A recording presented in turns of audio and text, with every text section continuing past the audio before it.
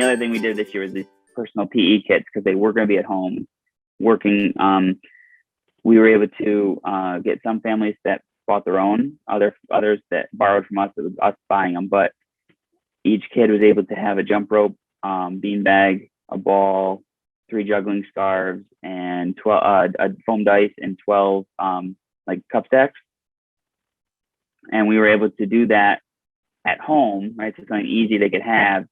And again, going forward next year, when they come in person, thinking ahead is like each kid, they don't have to sanitize all the time. It'd be like this personal set for the kid in that unit.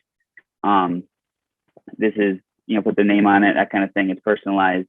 We're going to bring that into next year too, is like going forward, for at least the first part of the year, incorporating those, and everybody has their own stuff. So, hey, in your bag, pull out this, in your bag, pull out this, and then they get to keep it with them in their classrooms and bring it down to PE for their time.